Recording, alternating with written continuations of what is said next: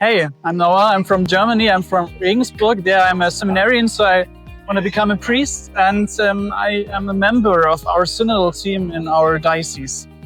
A positive story of synodality. So the word synodality in Germany, there are many people that connecting us with bad and liberal directions in the church. So I don't use the word synodality for first time. And last Friday, I tried to implement the conversation in the spirit method and haven't used the word synodality. And all people there are so open-minded for it.